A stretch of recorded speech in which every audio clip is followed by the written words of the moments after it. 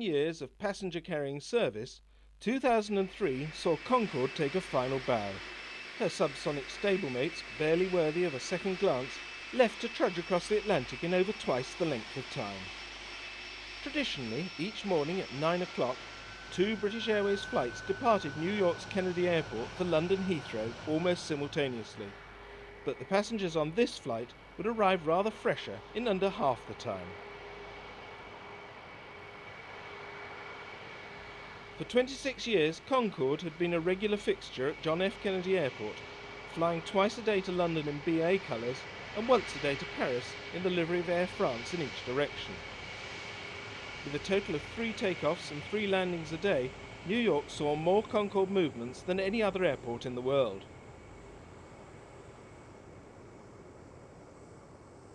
As the salt water lapped on the shores surrounding JFK Airport during Concorde's last couple of weeks of commercial service in October 2003, the fishermen at Battery Point barely gave this icon of civil aviation a second glance. Yet in just over a week, these everyday scenes would be history, as supersonic commercial airline services were to meet a sad and premature end. With every seat sold, Concorde Alpha Golf lined up in view of the Big Apple's famous skyline for one of her last sporty dashes across the Atlantic to London.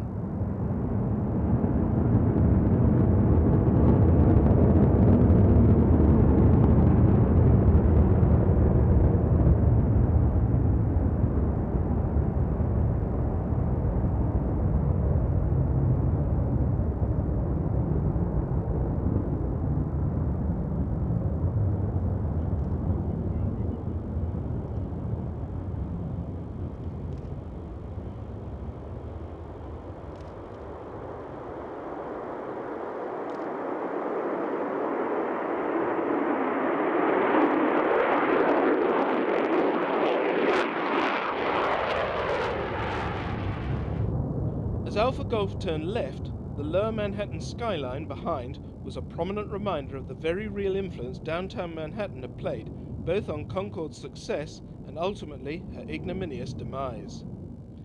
As she turns past where once the Twin Towers stood proud, it was clear that the tragic events of 9/11 had sealed the aircraft's fate forever.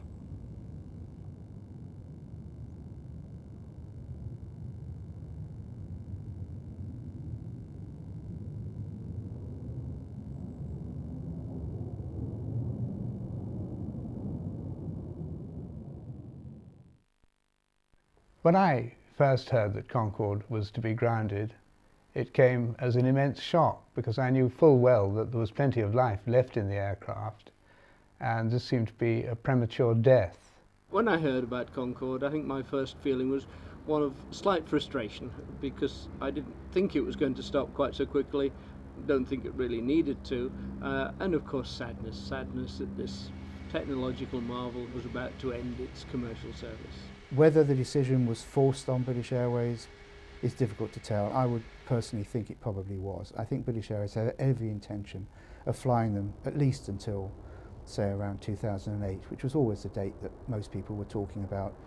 The airplane's got many years left in it technically. She's done about the same number of takeoffs and landings as a 4 to 5-year-old 737 and about the same number of hours as a 4 to 5-year-old 747.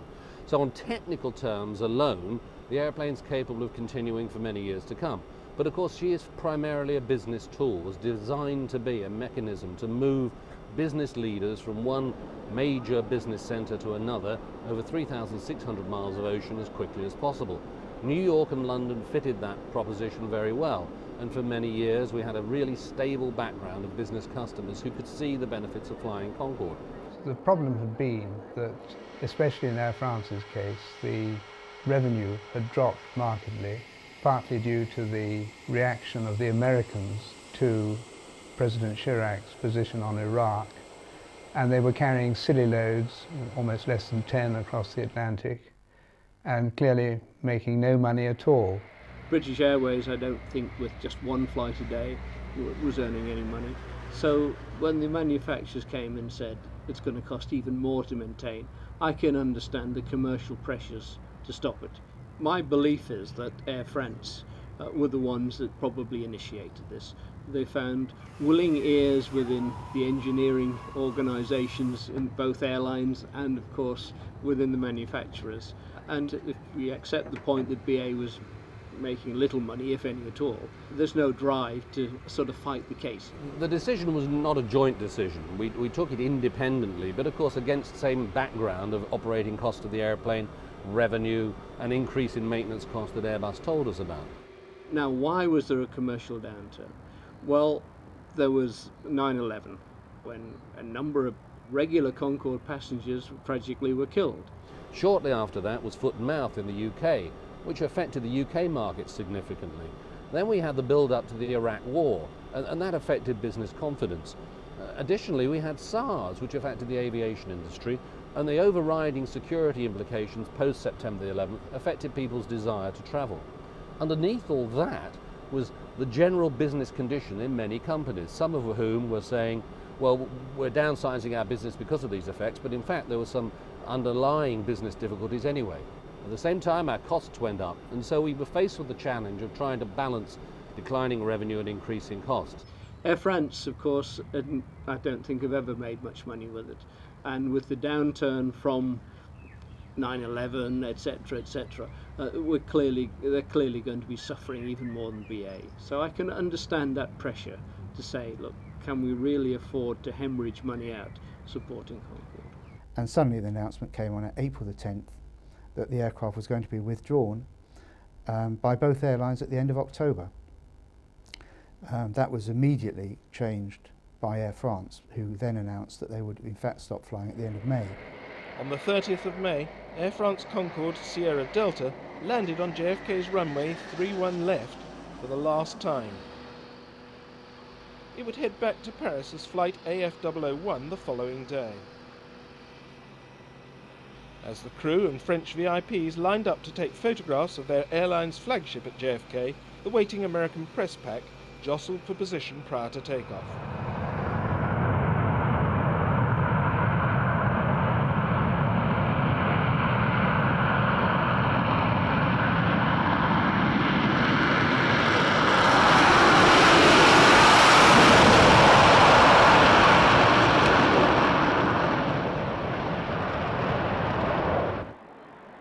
Meanwhile, in Paris, as the crowds awaited Sierra Delta's arrival from New York, Air France laid on one last Concorde charter around the Bay of Biscay.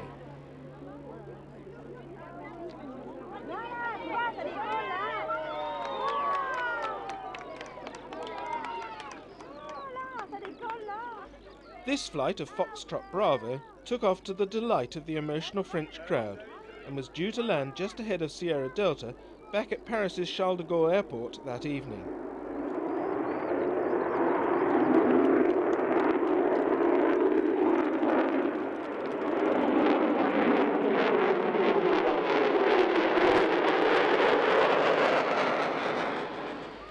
However, a technical fault resulted in a late departure, and ultimately it was Sierra Delta from New York which touched down ahead of her supersonic sister. The Bay of Biscay flight eventually touched down 3/4 of an hour or so later.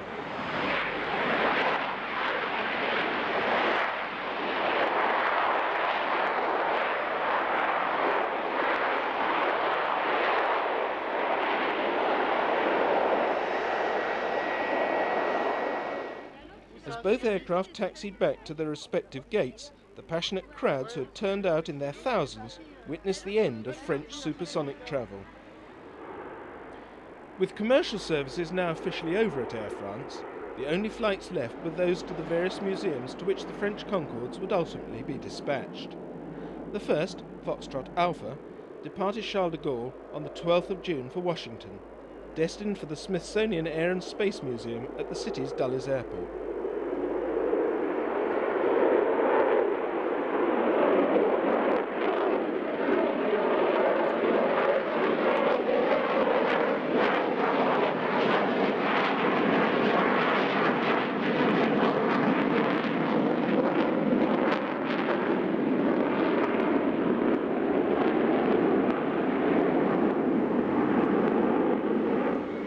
Two days later, the second museum delivery took to the sky.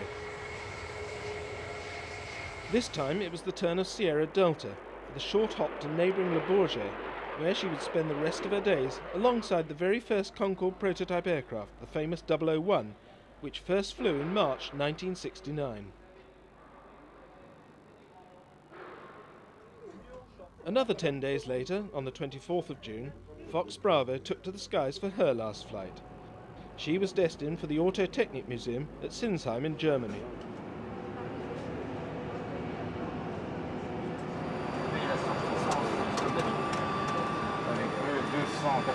C'est toujours le face à l'ouest, hein? Oui. Au revoir. Au revoir.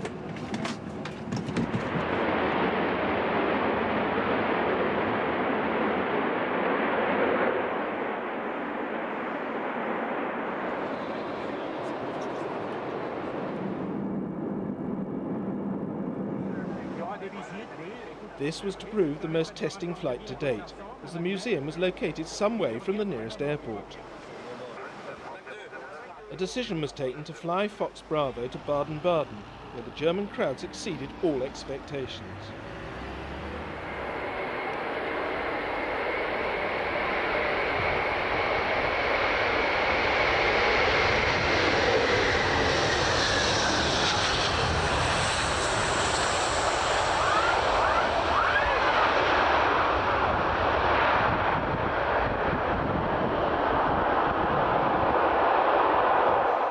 Fox Bravo then had to have her wingtips surgically removed before she was moved unceremoniously by road and barge down the River Rhine to her final resting place on the 21st of July, when the wings would be reassembled.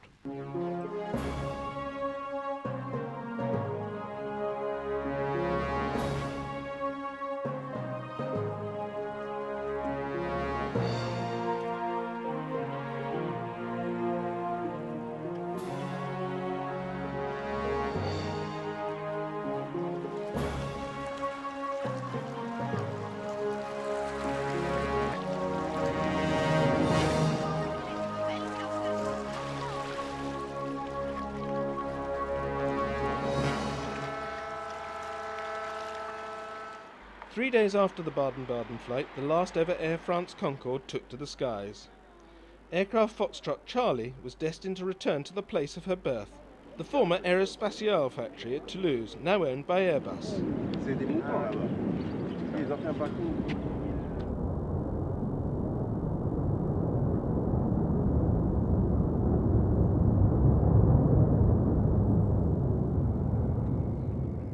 Il y a le 100 en plus. Oh, je sais pas, vous ne connaissez pas.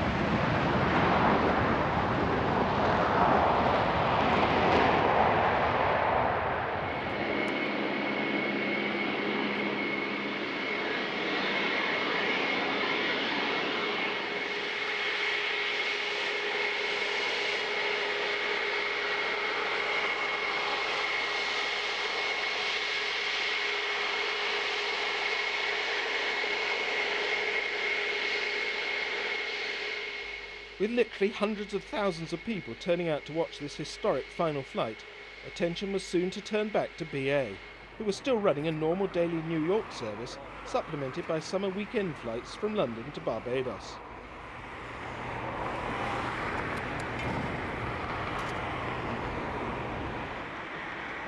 With only 2 months of supersonic flights now to go, demand for both a seat on board and the best vantage point at the airport was starting to increase. During August, BA operated a Saturday Concorde service to Barbados, which over the previous decade had proved an outstanding success.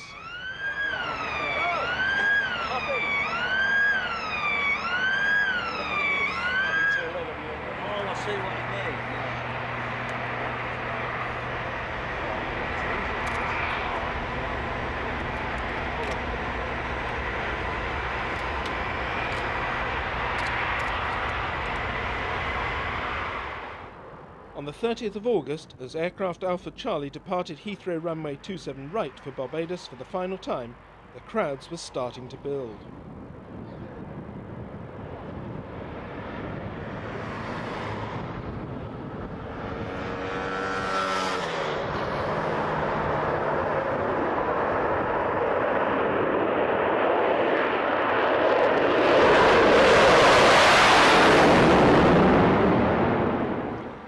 just 2 Concorde flights a day to and from New York graced the skies. Only 2 years earlier, at least 6 scheduled Concorde flights and a number of charters took to the air every day. As BA's Flight 001 from Heathrow to New York climbed into the air over Windsor Castle, the countdown to the end of supersonic aviation had begun.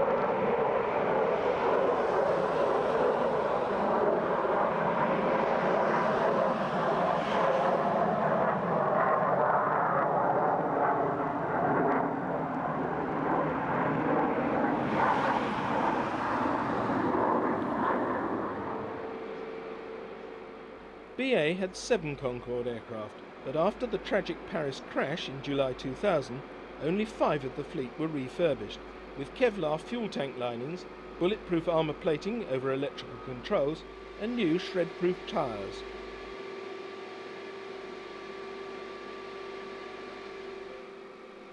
With 2 of the 5 Concordes low on hours before a major check was necessary, it was decided to curtail charter flights despite enormous demand. Instead, just 3 Concordes, Alpha Charlie, Alpha Echo and Alpha Golf, continued to fly to and from New York during September and early October. On the 17th of September, with just over a month to go before the end of service, Alpha Echo departed Heathrow for New York on a warm summer evening. The inbound flight BA002 from New York had failed to materialise. Then the news came that it had suffered an engine surge and had diverted to Cardiff. Concorde, although holding one of the best safety records, had always been prone to minor ailments, largely due to false warnings as a result of its elderly yet complicated systems.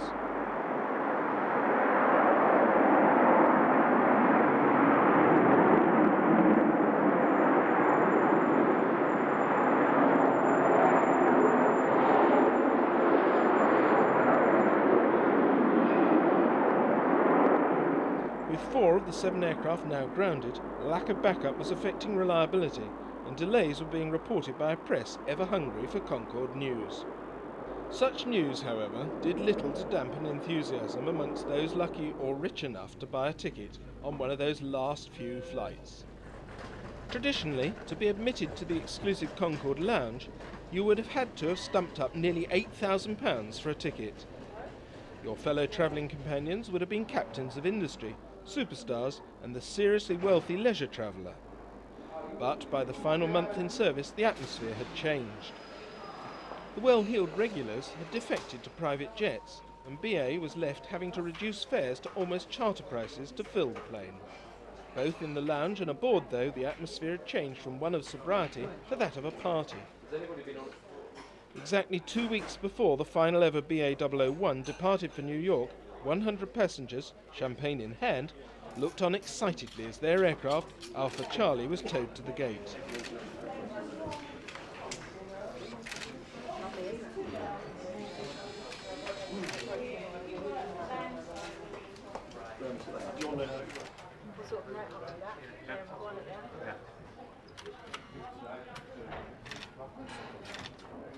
Minutes later, sister aircraft Alpha Echo approached the runway inbound from New York on BA002, the occasion building excitement amongst the outgoing passengers. Good evening, ladies and gentlemen. British Airways Concorde supersonic flight BA001 to York JFK is now ready for boarding.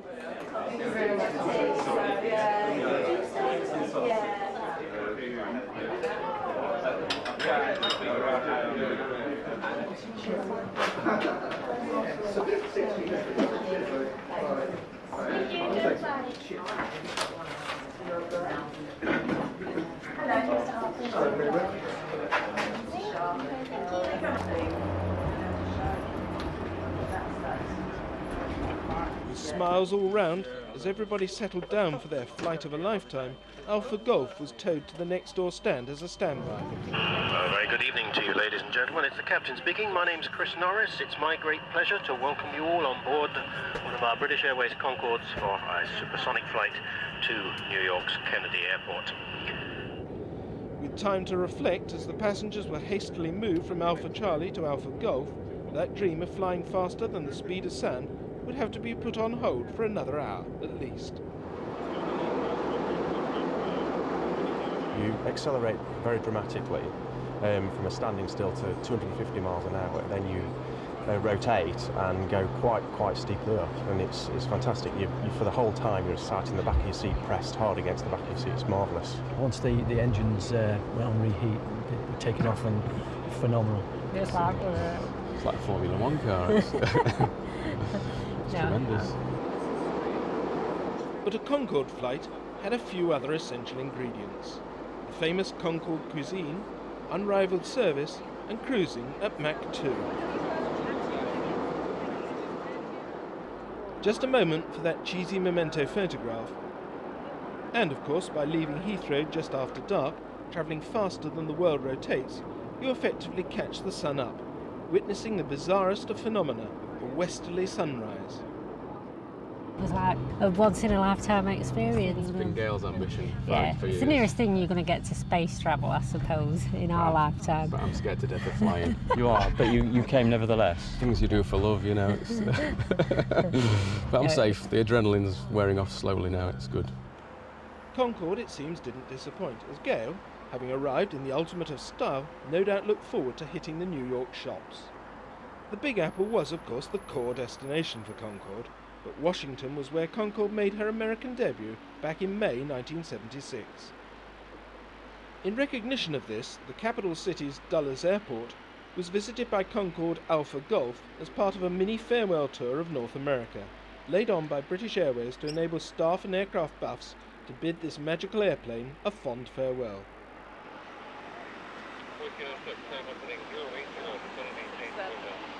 The other two destinations have been Boston and Toronto.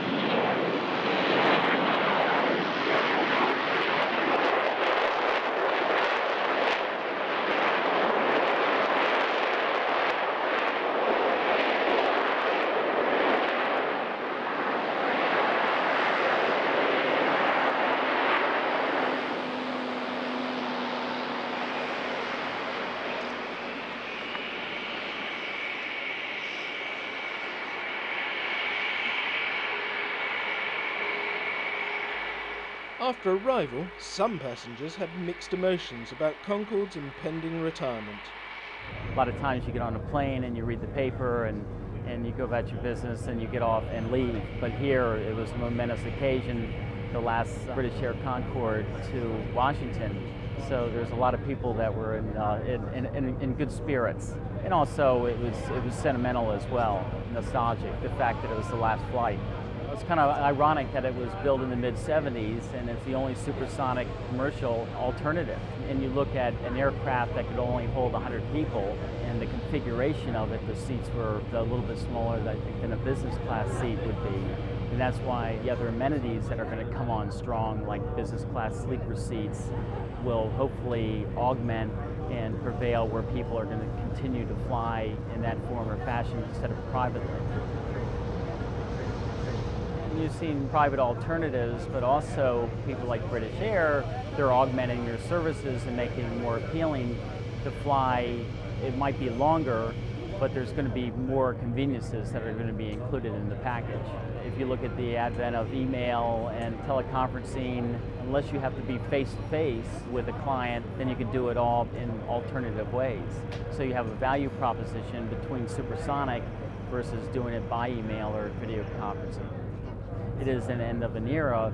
Competition will be fierce, and and hopefully that you're going to have these major airlines like British Air prevail.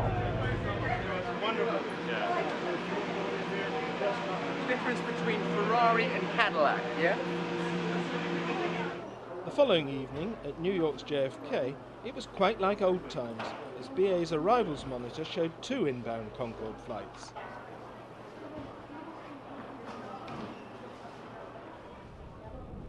First to arrive just before the sunset was Alpha Charlie, approaching from the southeast on flight BA001 from London, touching down on runway 31 right in very gusty conditions.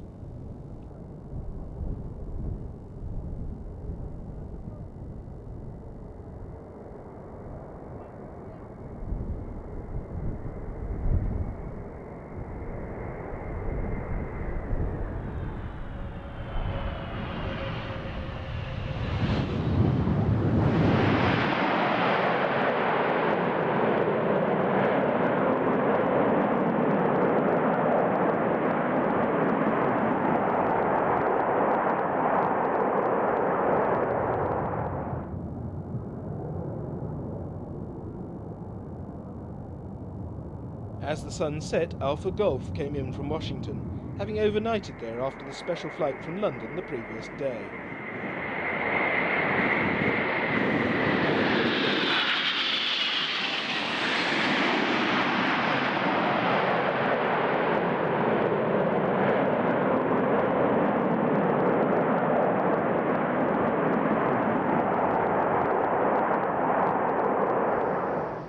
She had formed a domestic charter with BA staff aboard for the short flight to JFK.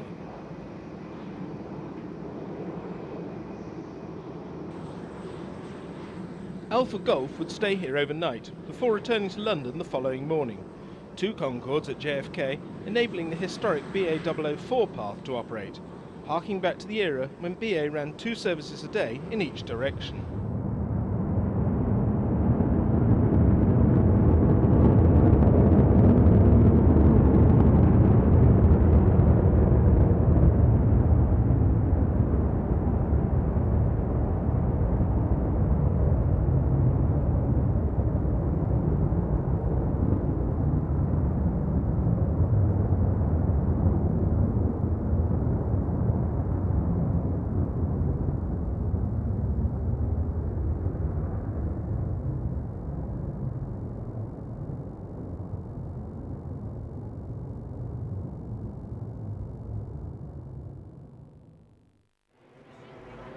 Even with the October nights drawing in and Concorde regularly departing London in dusk or after dark, the army of loyal Concorde fans continued to strengthen, with, not surprisingly, Saturday and Sundays being the most popular days.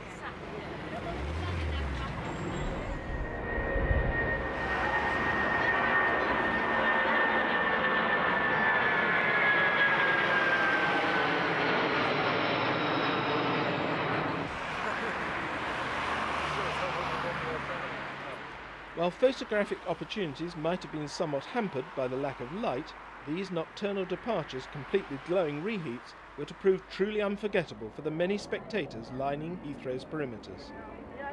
Okay, I think that's, here she comes. No?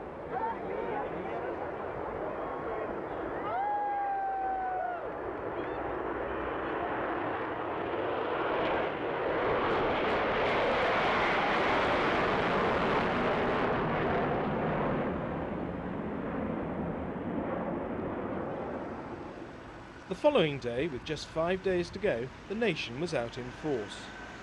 The police were having increasing trouble with photographers every time the supersonic beast needed to traverse the road crossing en route to and from the maintenance bay.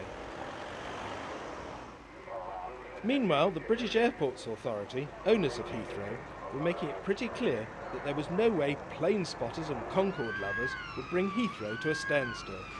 Police were instructed to move along anyone loitering and arrest those climbing perimeter fences for a better view.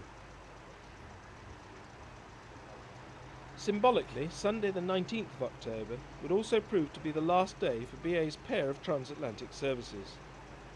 In order to operate a special tour of Britain, BA's engineering department staggered the transatlantic flights to one single flight a day operating west and one eastbound on alternate days. The spare aircraft was to be sent on a tour of Britain's regional capitals.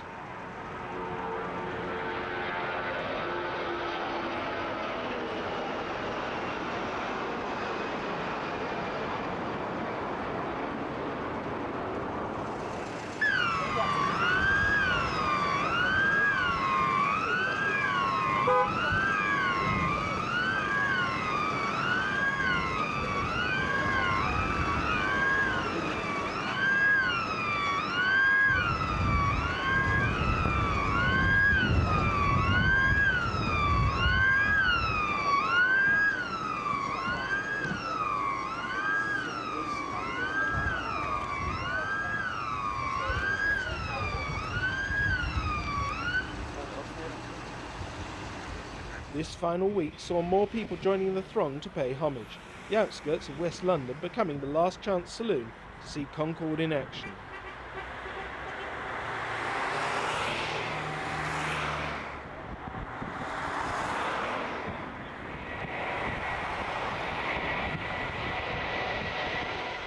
Here Flight 002 lands from Kennedy in the early evening.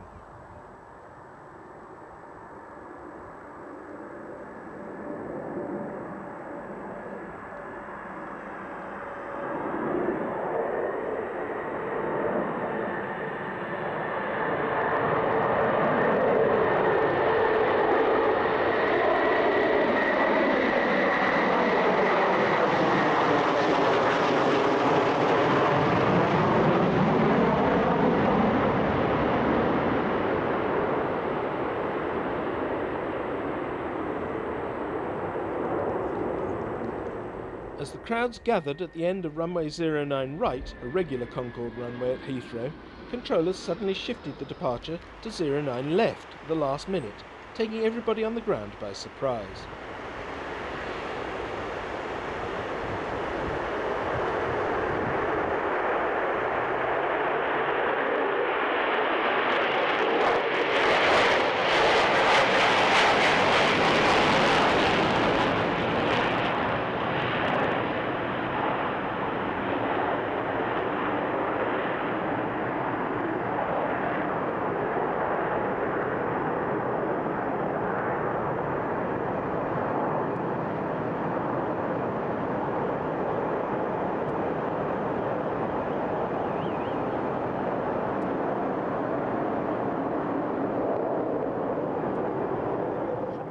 On Monday, October the 20th, the first of the UK Tour of Britain flights took place. Despite wintry weather and a strong crosswind, the car parks were wedged full as, seemingly, half of the West Midlands turned out to greet the arrival of Alpha Charlie, commanded by Captain Andy Mills.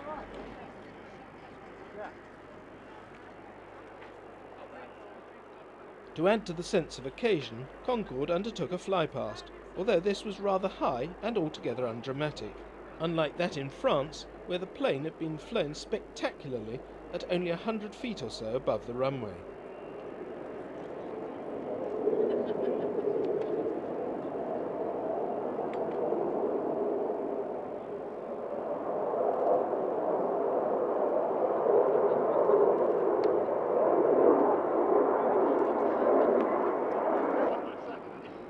This tour to Birmingham set the pattern for the week, with the same morning takeoff time from Heathrow, followed by a quick supersonic sprint out over the sea, before coming in to land at the visiting airport.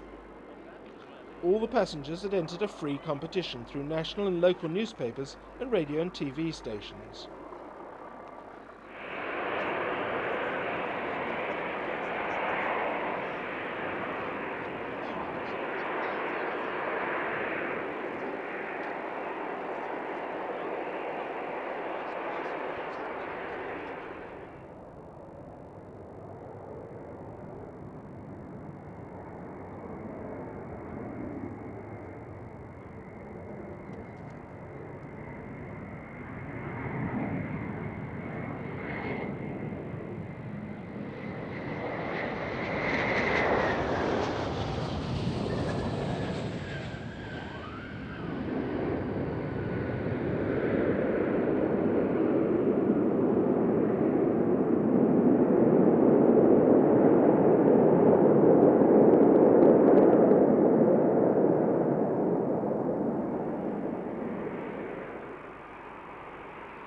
Once she had landed, large numbers of punters left, only to miss the complete circumnavigation of the airfield by Concorde.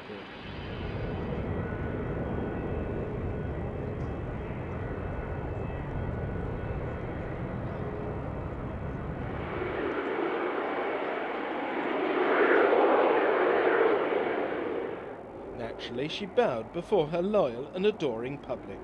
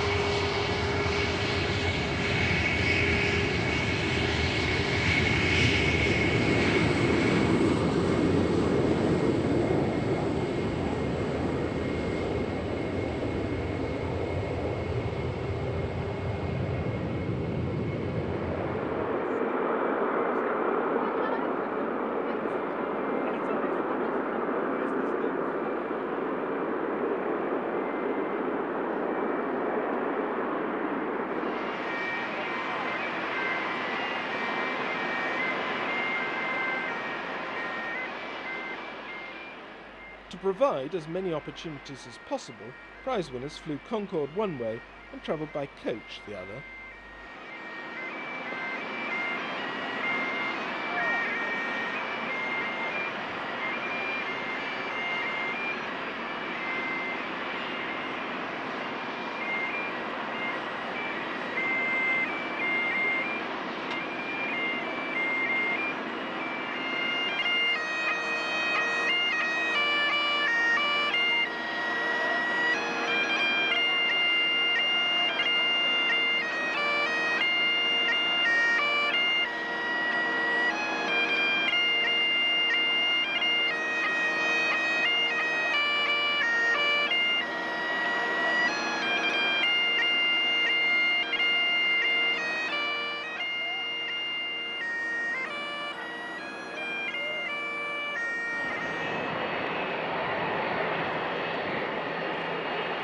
From somebody that's terrified of flying, I went on it in 1986, which was 17 years ago, because I wanted to go to New York and I was too frightened to fly there because of all the water. So I went on the QE2 and I had to come back, and it happened to be Concorde was part of the deal. I'm just fascinated with it. I've been for years. I flew on it back in '87 from Heathrow up to here, which took about 40 minutes and cost me £100 at the time, but it was well worth it. And I think I've been to virtually every time it's been here at Birmingham. I've been to see it and took pictures of it. So today I saw an advert in the paper last week in the Solihull News to say it was taking off from here. So here I am, because I thought I'd love to see it, come in whilst not being actually on it. And there's a totally different aspect when you actually sort of stand under it and see it. Beautiful, absolutely. When we first started here, there's about 20 of us here. And then all of a sudden, from about 9:15 onwards, it just started filling up. This place was chock-a-block.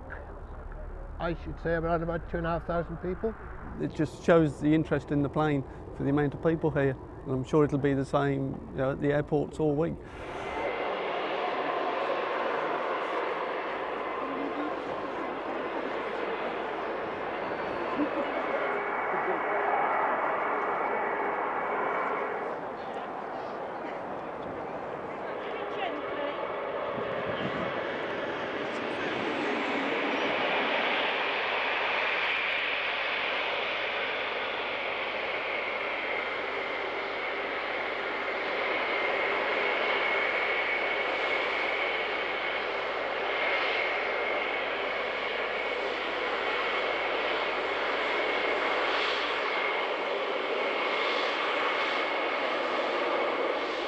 The standing around was clearly too much for some.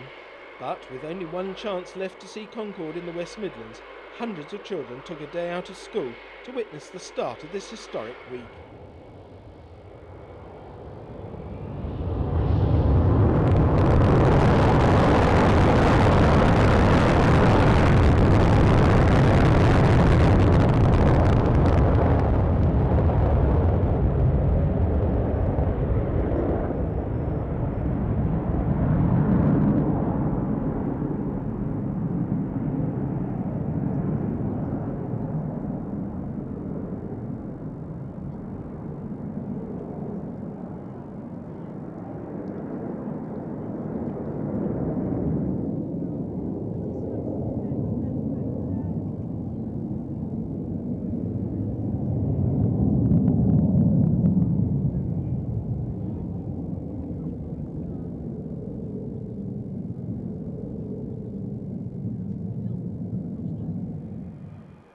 Two days later, it was Alpha Golf's turn to take centre stage, this time in Manchester.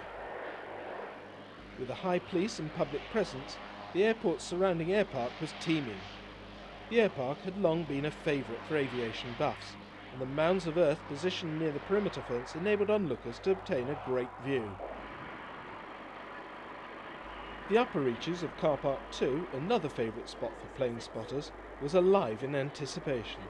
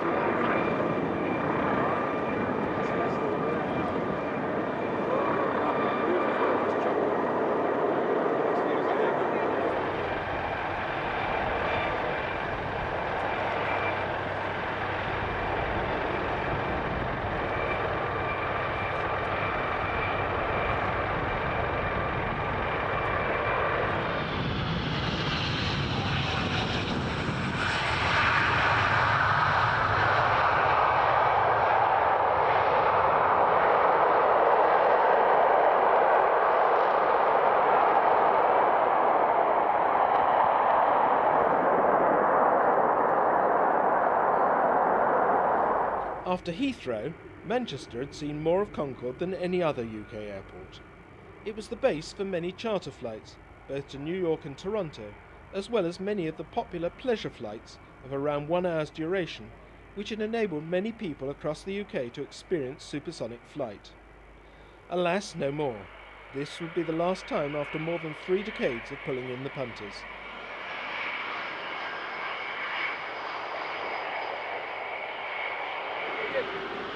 Got a useless there.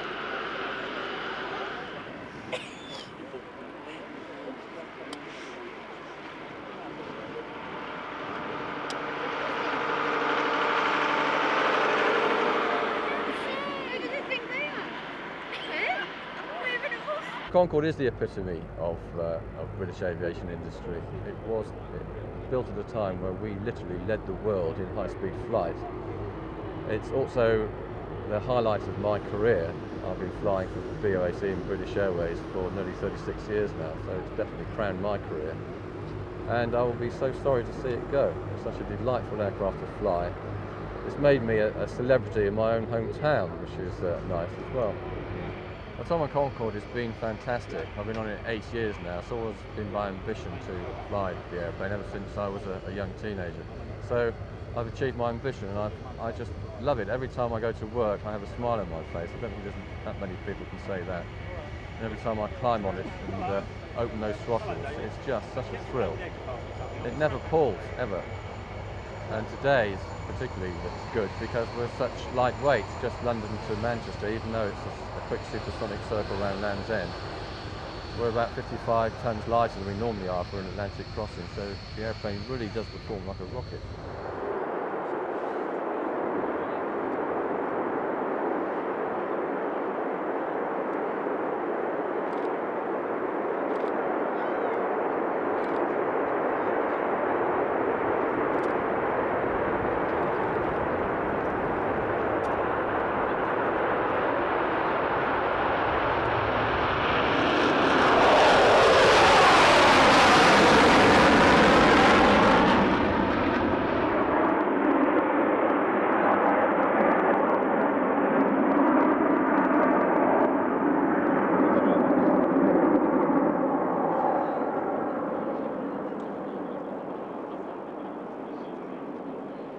The penultimate day, Thursday the 23rd, saw Alpha Charlie back in the air, this time going to Cardiff. With the press herded onto double-deck buses, hypothermia was beginning to set in as the temperature plummeted. The first sight of Concorde was high in the sky as she headed from London out over the Bristol Channel before commencing her supersonic jaunt prior to landing at Cardiff for an exchange of passengers. Cardiff, a thriving up-and-coming airport largely thanks to the emergence of new low-cost airlines, had been the saviour when Alpha Golf dropped in after an engine surge on Flight 002 a few weeks earlier. When Alpha Golf did eventually depart, after the problem had been rectified by BA engineers, the crew was keen to put her through her paces and broke a new record for the quickest takeoff to supersonic time ever achieved. Even in the last 2 months of service, Concordes were breaking new records.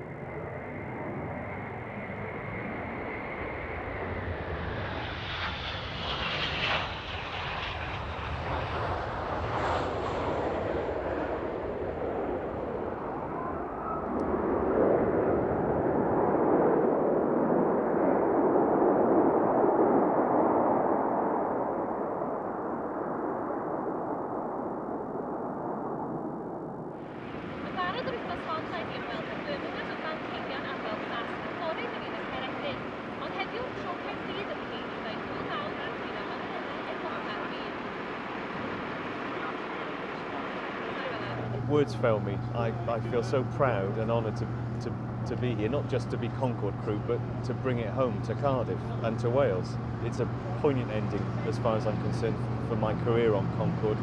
I couldn't be happier to be here. I'm sure tomorrow morning I'll wake up and it'll have all been a dream, but I'm responsible for probably about 50 or 60 people clamouring at the gate behind you and about 10 people on the aircraft, so I'm just pleased to be here, so pleased. It's a real celebration. The atmosphere is electric. Because these lucky people have won prizes to fly this aircraft, to get the opportunity for their first and last time to fly Concorde. And they just love it. They're so enthusiastic. We went up to 60,000 feet, twice the speed of sound, 1,390 miles an hour because we had a slight tailwind. We saw the curvature of the Earth. We saw the edge of space because we looked up and saw dark blue above us as the air gets so thin up there.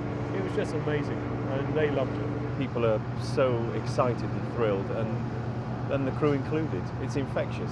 I never thought I'd ever fly into Cardiff as crew, least of all bringing Concorde in. I keep turning around and looking at the aircraft. I still can't believe she's here, and I certainly can't believe I'm here with her. My mum would be so proud of me, God rest her soul. I'm sure she was here in spirit, but she'd be so proud of me. Words truly fail me. I cannot tell you how happy I am.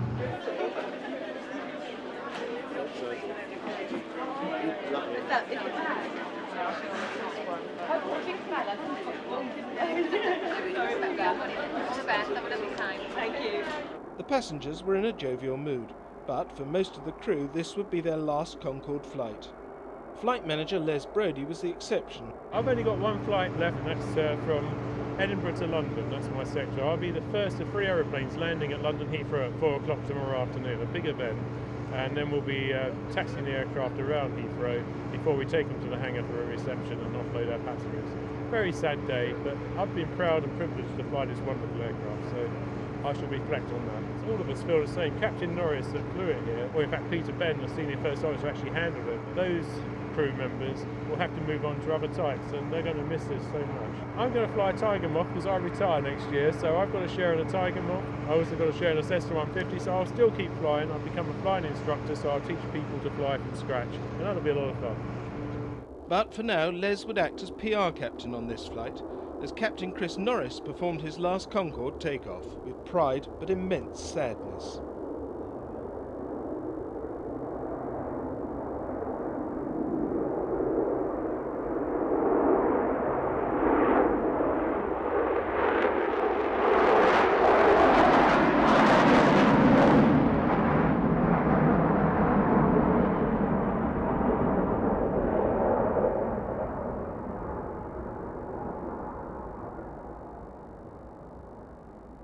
As Alpha Charlie headed home to London, sister aircraft Alpha Golf was preparing to depart London for New York for the very last time as Flight BA 001.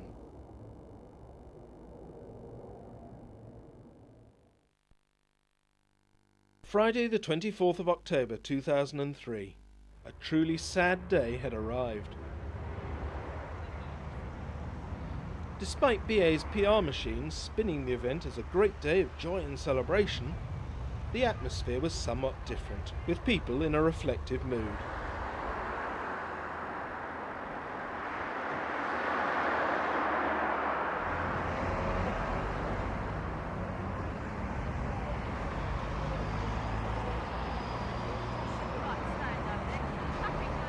Despite the many bollards and anti-viewing sheets that had been placed along the wire fences by the British Airports Authority, the crowd that had come from as far afield as France, America and New Zealand was determined not to allow bureaucracy and health and safety legislation to ruin such a momentous occasion in civil aviation.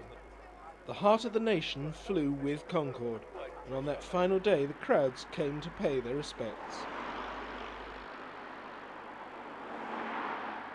Even early in the morning, crowds were heading to Hatton Cross Tube Station to view the day's events from the nearby runways. There would be 2 takeoffs and 3 landings. The first departure of the day was Alpha Echo to Edinburgh, concluding the final leg of the Round Britain tour.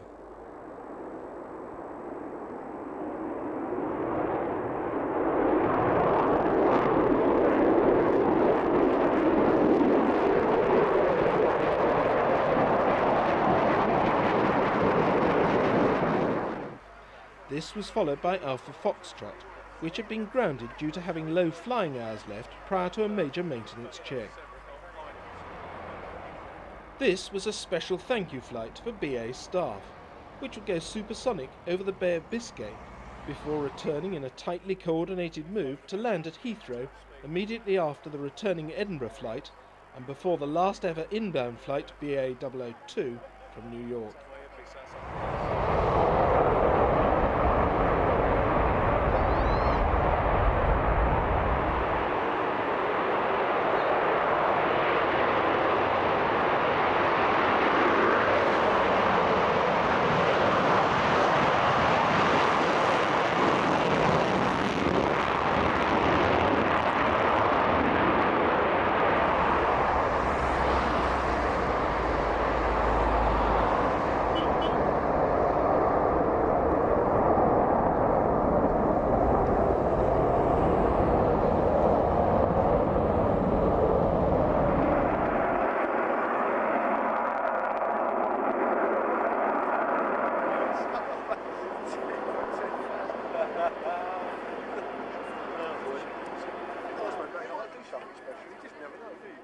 The press and public were out in force, with hitherto unprecedented news coverage of an aviation event.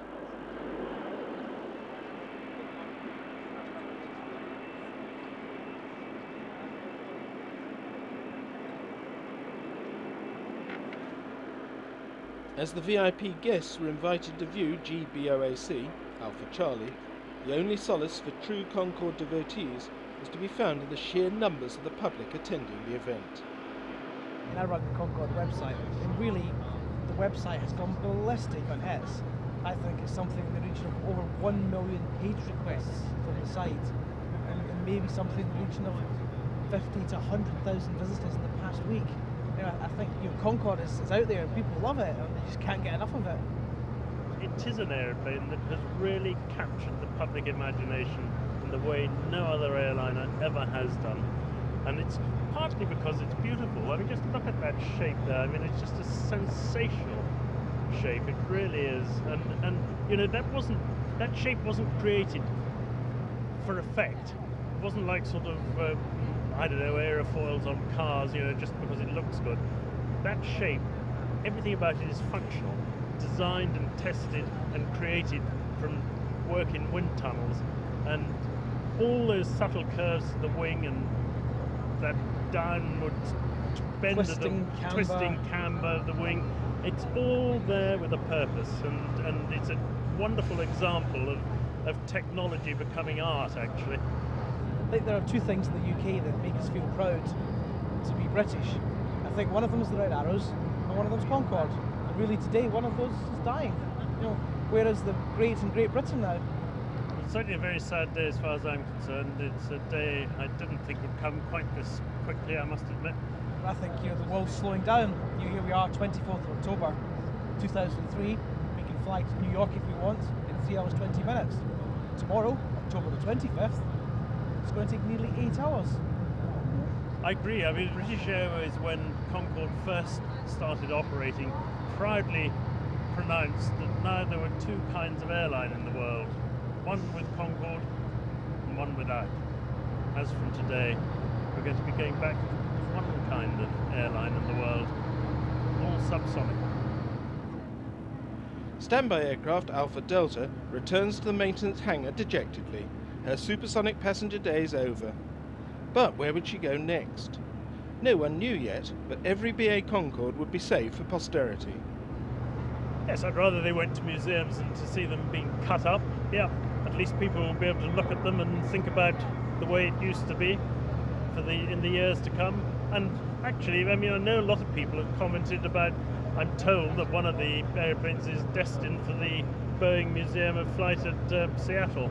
And some people have sort of rather queried that and thought, is that appropriate? I think it's almost a compliment to the airplane that the Boeing Museum of Flight, the heartland of aircraft manufacturing in the United States, wants to have a Concorde there on display, because they wish they'd done it themselves, actually. I think Concorde's entering a new era in its life.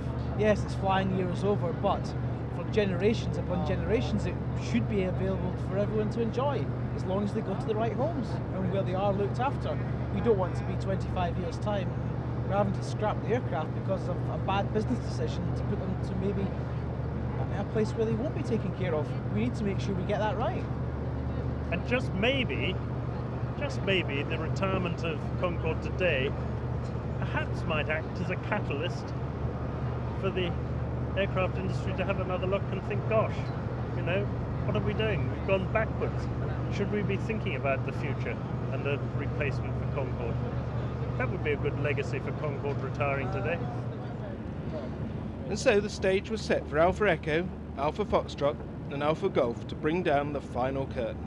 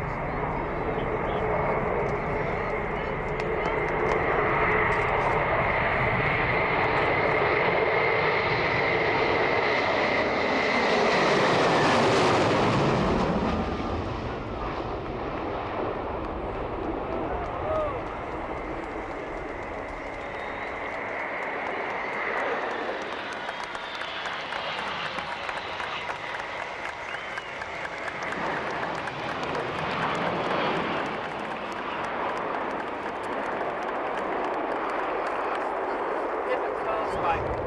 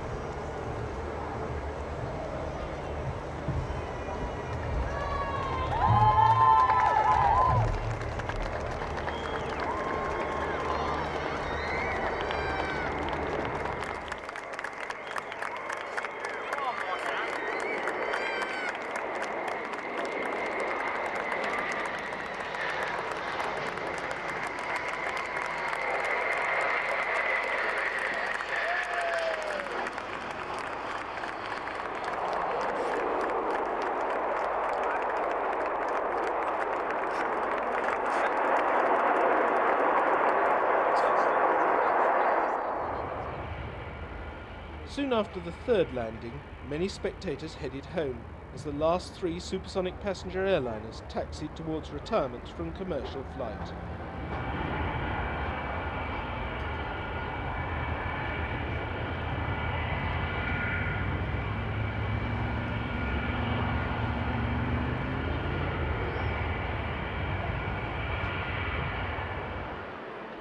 With Alpha Golf from New York leading the trio, for today at least the stars that carried them eclipsed the stars on board. This was Concorde's day.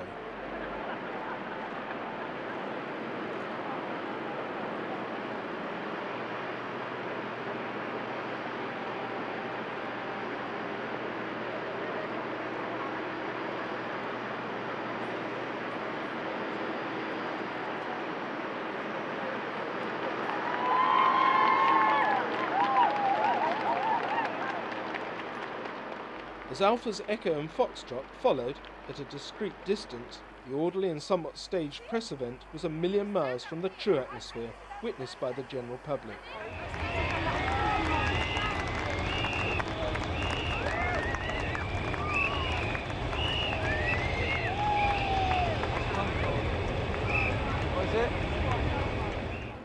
For the next hour or so, the car park security attendants played a game of cat and mouse with the hundreds of photographers trying to get a closer look at the last moments of Concorde service.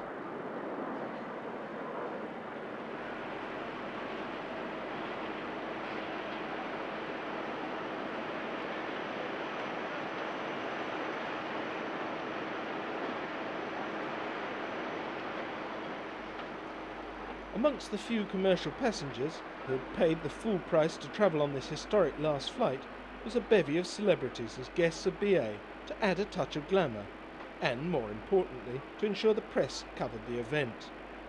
Joan Collins and Sir David Frost were well-known Concorde regulars.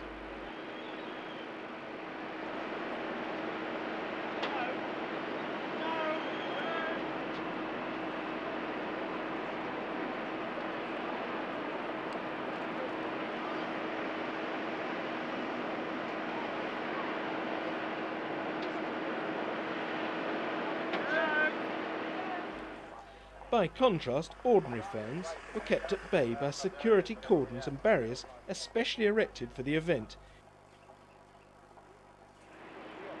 As Foxtrot rounded the corner, the public resorted to desperate measures to obtain one last glimpse of the sunset of supersonic travel.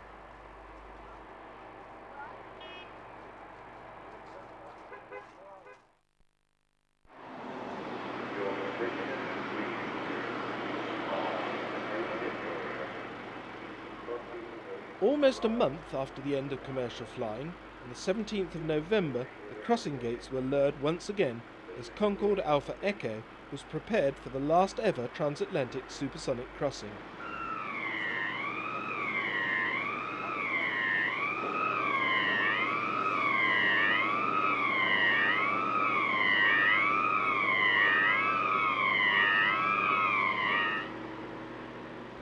She was destined for sunnier climes, having secured a place in a new aviation museum on the Caribbean island of Barbados. A few hardcore fans turned out to witness the event, quite a contrast to the scenes of a month earlier.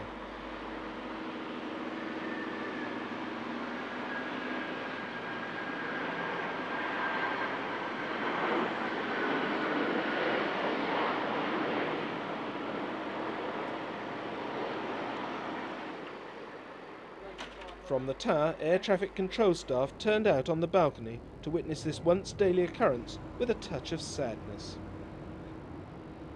This was the penultimate museum delivery flight. The previous three had gone to Manchester, Seattle and New York.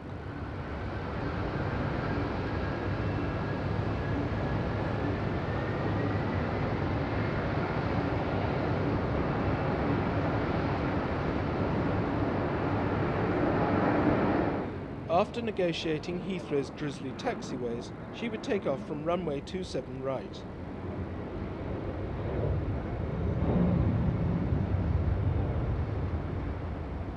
One of the lumbering successors, which would taxi passengers across the Atlantic in twice the time of Concorde, took off just before the sleek supersonic machine.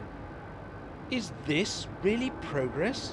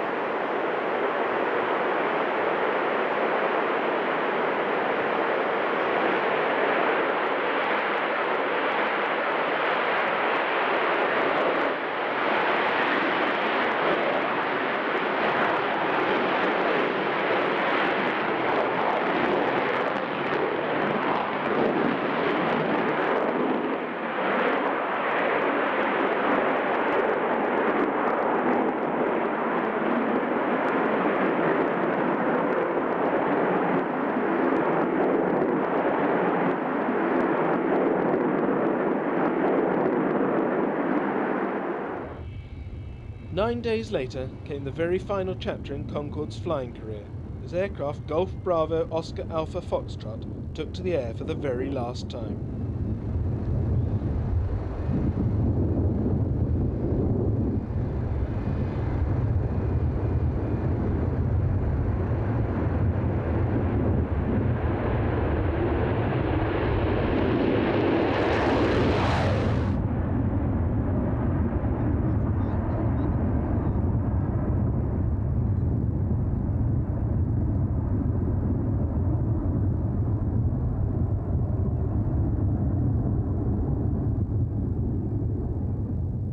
As she headed west into unsettled skies above southern England, tens of thousands of people were congregating at the place of her birth and ultimate destination, British Aerospace at Filton, Bristol.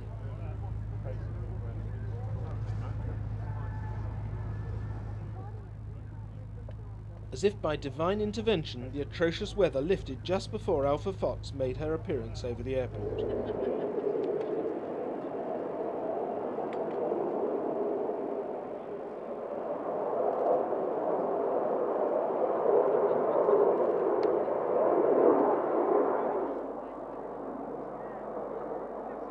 Like an icon of a previous generation, Brunel's steamship, the SS Great Britain, she was returning to the city which spawned her, to be treasured forevermore.